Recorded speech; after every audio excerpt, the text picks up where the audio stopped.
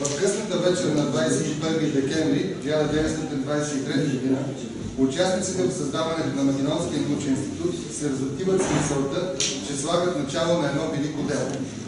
Един от учредителите е охридският летописец Ефим Стостранов, който ще завърши в 22 часа вечерта, уморен, но щастлив, с надежда, институтът ще укрепне и ще се пренесе в свободна и независима Македония, където според него той ще се обърне на Академия на науките за гордост и слава на македонската Европа. Както знаете, Ефим Стостранов умира през 1931 година и не може да види всъщност каква академия ще се превърне след 60-70 години, но това може би е тема на друг разговор, на друг хора.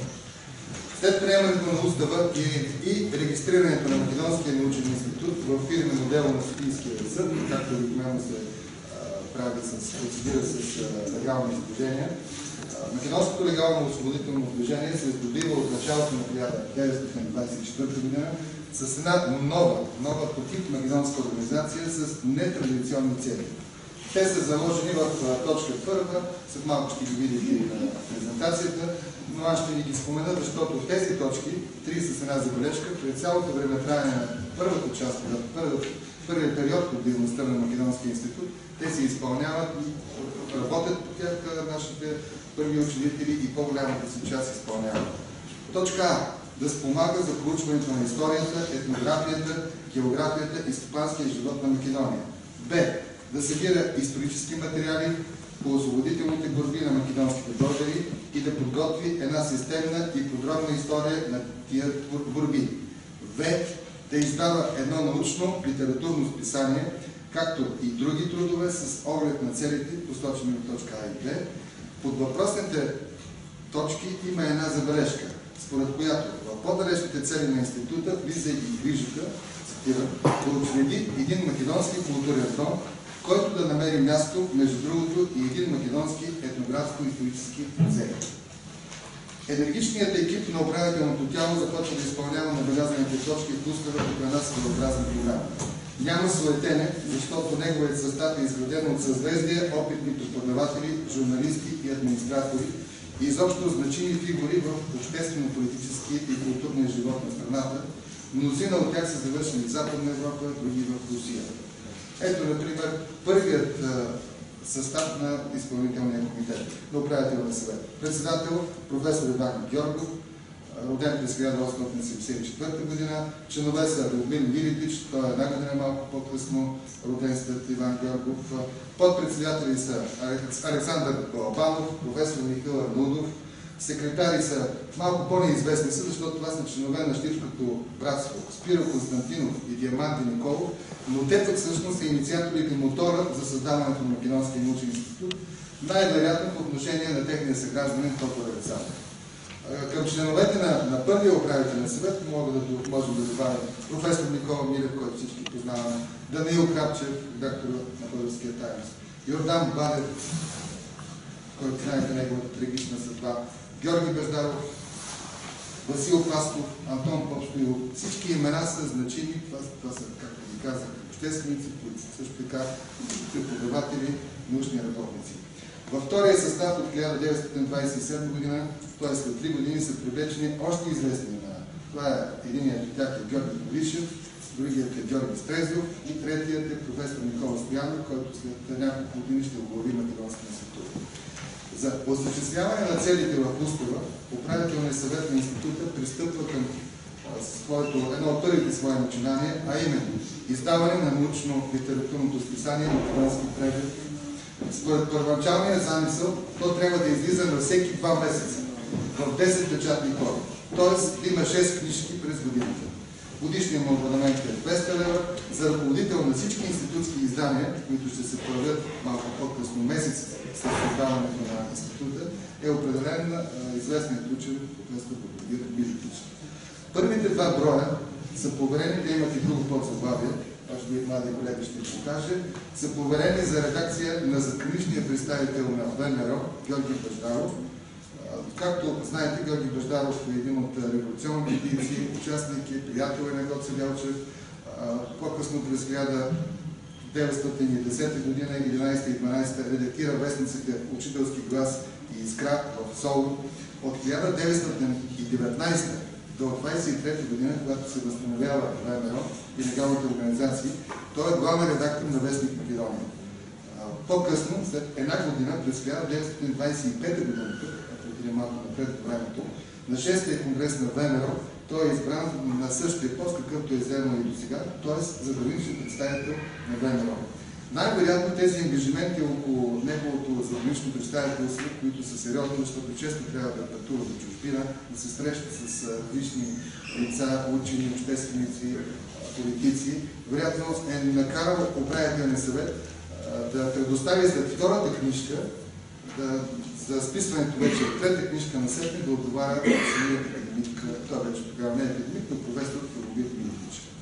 Още на 15 февруари 1924 година, сиреч не са изминали 2 месеца, откакто е създаден института, управителният съвет отправя прочиствана покана за записване на абонати. Обособени са бъдещите кандидати абонати, са обособени 3 категории. Обикновено тези, които имат възможност да плащат годишен абонамент 200 лева годишно. Абонати-дарители. Тези, които по свое усмотрение ще плащат повече от този размер, сидиш малко повече или доста повече от тези 200 лева. И почетни абонати, които ще плащат 1000 лева годишен абонамент. Освен това, почетните абонати получават и тази привилегия да получават списанието на луксозна хартия, снабдено с саморъчните подписи на управителния съвет. Така за една скоба да отворя, че през този период, 23-24-25 година, средната заплата на учителите в България по това време е около 2000 лева. За да се направите сравнение за какво става дума.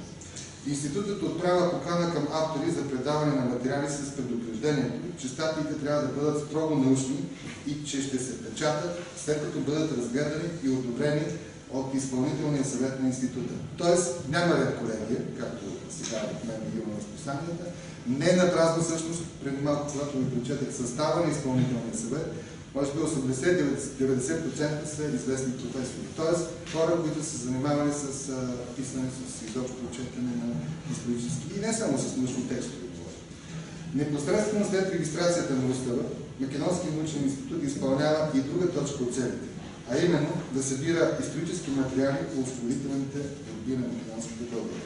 През този период е положено началото на поредицата, която всички познаваме. Материали за историята на македонското освободително движение. Точно същата, мисля, че е първа книжка. От нея излизат 9 самостоятелни книжки, обнародвани от Любомир Милитич от 25-та до 1928 година. По-късно има и още 2 книжки. 29-та, 30-та и 31-та беше. Точно през този период, през 25-та година, сиреч една година след създаването на института, започва да излиза и още една поредица, която се нарича Македонска библиотека. Първа книжка е сътворена от професор Милитич, Македония и македонските българи.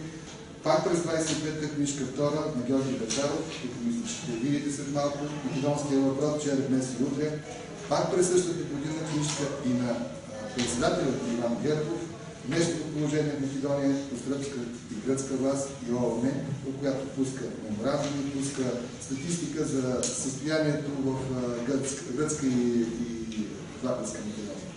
И пак последна книжка през 25-та година, това е полковник Константин Соларов, България или македонски въпрос, причините за балканските войни. Виждате, само една година след създаването на института се появяват 4 книжки от Македонска библиотека, 2 книжки от поредицата материали за историята на македонско освободително движение и 2 книжки през юли е първата, края на годината е втората, още през 1924 година на македонски преглед.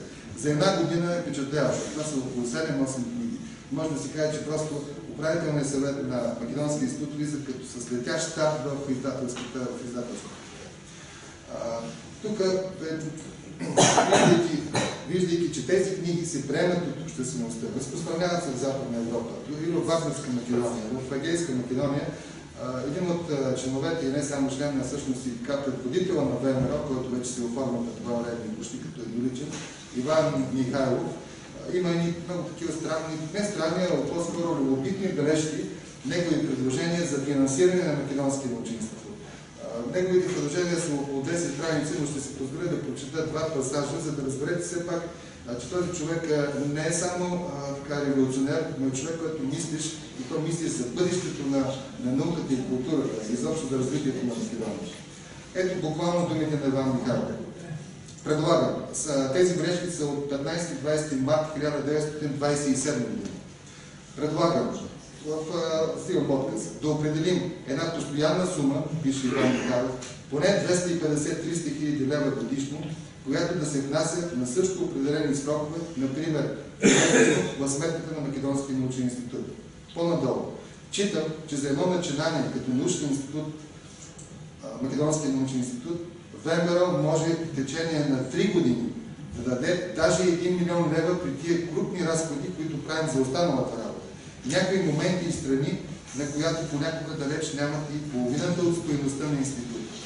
И третия абзац, това също е така любопитен, който учен човек не е ходил по селата, по планините, не се е срещал с по-прости и с най-интелигентни хора, за да проследява народния говор, за да записва песни, да търси надписи по храмове, да прави разкопки. Нашият научен институт, заедно с него и всички будни македонци, не могат да читат, че задачата му се изчерпва само от напечатване на готови данни, каквито нямаме много. Неговата важна задача е да намира и изнася наяве ония данни, които до сега не са се появили. Затова именно се читат за най-ценни от изданията на института неговото списание «Македонски преглед» и спомените, които е записал по разкази на видни революционери. Господин професор Милитич, защото тия видни революционери, като професор Милитич, защото тия издания дават нещо ново, неизнасено до сега и са принос в историята на Македония. Виждате, всъщност един прекрасен отзив е направил Иван Михайлов през 27 година за самото списание и за изданието на Македонския институт. Институтът засилва активността си, след като председателския пост през 1930 година се заема от Любомир Милитич. Той, между другото, през цялото време, както ви казах малко, ръководи цялостната издателска дейност, ръководи цялата организационна дейност, но умишлено, предполагам, нямам спомнен него, знаете, че в архива му има само 8 малки единици в Южния архив на БАН. Предполагам, че през 1923 година той не е от активните поддръжници за създаване на Македонския научен институт точно в този момент, защото обстановката в страната е много динамична.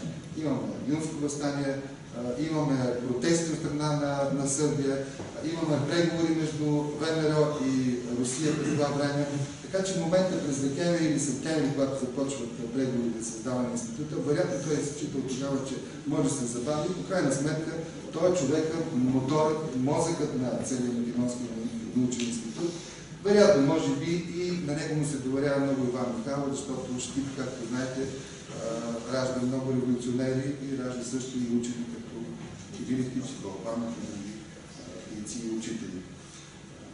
В списание Македонски преглед през този период, наред с статиите и отзивите за новоизлезли книги в България и чужбина, написани главно от Милитич, намират изява и други известни учени, настоящи и бъдещи членове на института. Между тях са Петър Мутавчиев, Иван Снегаров, Веселин Бешевиев, Стоян Романски, Владислав Алексиев, Иван Пенаков, Христо Бакарелски, Атанасий Ширков, Димитър Яранов, Кирил Мирчев, Иван Дойчев, Иван Хаджов и други. Печатният орган публикува статии, свързани с македонския въпрос и на известните руски учени, като Селичев, Държавин, Григорий Илински, френския военен историк Леон Ламуш, руския професор в Софийския университет Михаил Потружник. В рубриката вестни са отразени десетки книги на чужди автори, които имат отношение към отделни аспекти на македонския въпрос. Осъзнавайки стратегическото значение на Македонския научен институт и неговата ценна научно-просветителска дейност, ръководителите на ВМРО и в последващите години, не само 27 година, когато отчета и бележките, отпуска ежегодно сериозни субсидии на института. Наред с издателската дейност на института има успех и една много важна инициатива, заложена в устава, именно в тази забележка, която ви казах. След 10 годишни усилия от 1927 до 1937 година, сградата на Македонския дом, която сме в момента, е окончателно завършена. За съжаление, през януари 1938 година както се казва, се реже лентата и се отваря, по-голямата част от нея е готова. Академик Милетич не е между живите. За негов заместник, като основен редактор на списание Македонски преглед, е привлечен професор Стоян Романски. По време на Втората световна война дейците на института имат важен принос за възраждането и съхраняването на българския дух в Македония. Независимо от военновременната обстановка, Македонският преглед се предпазва от патриотичен патос и запазва академичния стил на списване. И сега на неговите страници могат да се открият стойностни изследвания за Македония на Димитър Айран, Иван Дуйчев, на Мирчев, професор Мирчев, Иван Снегаров, Петър Димиков, Никола Мавродиев, Стойко Стойков, тогава асистент в университета, Владимир Караманов, това е Кюстендилски превед, Ангел Томов, Ханс Кох. Ханс Кох е директор на Германския научен институт в София, избран и започнат член на Македонския научен институт. Поради финансови и технически затруднения, подпечатването на Македонски преглед се забавя и книжките от 1943 година, това е от последната 13 годишнина, се появяват и се отпечатват през 1944 година. Все пак разбираемо, това е война и накопана система, има и бомби, но книжките си излизат. 13 годишнини излизат през цялото това време, от 1924 до 1944 година. След държавно-политическите промени в България през септември 1944 година започва втория период от дейността на Македонския институт, съдържащ много печални страници. Новите управляващи се подчиняват на натиска от Москва и Белград за изграждане на Българо-Югославска федерация и предаване на Пиринска Македония към Народна република Македония. За осъществяване на проекта започва агресивно насаждане на македонистична идеология. В сферите на културата, науката и образованието се осъществяват различни отрудителни инициативи. Заради фашистска дейност, известни преподаватели, учени и културни дейци, свързани с темата Македония, са освободени от работа. Други са заплашвани с арест или са интернирани. Трети са ликвидирани без съд и присъда. Новата власт действа и силово и срещу Македонския научен институт. На 17 януари 1945 година старият управителен съвет на Македонския институт е служебно подменен. След малко ще видите една заповед, едно лихче, подписано от Антон Югов и казва, от тук насетне този съвет просто не трябва да го има и назначавам нов съвет. Това за общо събрание и други подобни неща не се говори изобщо. С заповед, може би ще я видите, не, от моята папа. Парадоксален е факта, че в новото управително тяло, назначено от Антон Югов, те са 12 души, 8 души не са членове на Македонския научен институт. Те го разбират това след 8 месеца. Приемат различни решения, политически, малко научни и всякакви други. И тогава като разбират каква е грешката, разбирате ли, 8 месеца те си приемат, заседават се и някой се сеща, че 8 души от 12 не са членове на управителния съвет. Никой не са членове на Македонския институт, т.е. не могат да бъдат по принцип членове на управителния съвет. И взимат решение, че те с тази дата ще бъдат членове на Македонския научен институт. Такъв измислен документ не се появява, но все пак с решение на Антон Югов. По заповед на министра Югов и на други партийни величия се гласуват безумни решения, от които не е пощадено изписание на Македонски преглед. След като по идеологически причини отпада първоначалната идея да продължи издаването на списание на Македонски преглед, сред новите институтски членове се провежда дискусия.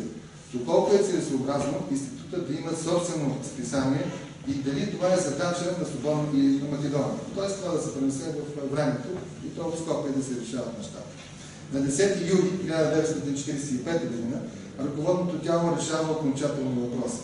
Институтът да издава месечно списание, вместо македонски преглед, да издава македонска мисъл, с страхотното заглавие. Тираж 1000 броя. За него главен и отговорен редактор е назначен Йордан Анастасов с помощници Павел Радов и Димитър Томчев. Новото списание приема за свои приоритети да пропагандира идеята за разбирателство и вечна дружба между България, Югославия и всички славянски народи начало със Съветския съюз. Обещава да води борба за изкореняване на великобългарския шовинизъм. В програмната статия в първия брой на списание Македонска мисъл се обясняват причините за спирането на македонски преглед. Изтъгнат е аргумента, че то не е дало исторически вярна и издържана картина за освободителните борби и за цялостния живот в Македония, а обслужвало велико българската идеология. Това е първата страница в програмната статия на Македонския мисъл. Но по-видият се печатен орган в писание Македонска мисъл се включват на неговите страници, има доста материали, с които включват пропаганда за възхвалят Народна република Македония. Материалите са пробити с антибългарски настроения, акламира се идеята за единство и вечна дружба между отечествено-фронтовска България, Титова Югославия и всички славянски народи начело с Съветския съюз. Част от материалите излизат на македонски език. Разпущането на Македонския научен институт и останалите македонски бежански организации през юли 1947 година е логичен край от националистично-капиталанската политика на българските управляващи среди и гравитиращите около тях македонски дейци. С закриването на института, който близо четвърт век чрез имените учени, публицисти, писатели и общественици, достойно брани в страната и в чужбина, българщината в Македония, настъпва краят на агонията за традиционните и популярни бежански организации на македонските българи. От този свят се отиват обидени мнозина именити участници в македонското освободително движение, между които са и дейците на Македонския институт. Все пак в Скопие, когато се закрива института през юли 1947 година, не забравят да вземат стотици проявени от списанието. От първия брой взимат 500 брой, от втория брой взимат 300 брой. Освен това, около 40-50 течения, пълно комплектовани течения прибират от тази сграда с няколко камиона. Прибират, разбира се, и ценната библиотека на академик Любомир Вилетич, която се държа безкрайно няколко тома, които са уникални за времето си. С възстановяването на Македонския научен институт през 1990 година започва третия период от неговата дейност. Институтът прие модела и приемите на една съвременна национална обществена организация, която със средствата на научните аргументи устоява българската кауза, търси и намира достойни приятели далеч от пределите на страната, реализира една от приоритетните задачи – възстанови списание на македонски преглед, запазвайки традициите му като списание за наука, литература и обществен живот. Списанието се радва на заслужил интерес и има висок научен авторитет в България и чужбина, граден от десетилетия. Печатният орган, от който излизат 13 годишни му преди 9 септември и 14 годишни му от новото време, се разпространява в целия свят. Македонският научен институт може да се гордее с неговите приноси в областта на историята и другите хуманитарни науки. Списанието е ценено и желано в повече от 50 библиотеки в света. Той е достоен продължител на традициите и заветите на неговите първосъздатели от далечната 1924 година. На тях и техните следовници, които в продължение на десетилетия работиха за осъществяване на добровилите цели в устава, устояваха истината за българското културно-историческо наследство в Македония пред научната и културната общественост в Европа и света, дължим поклон. Благодаря ви.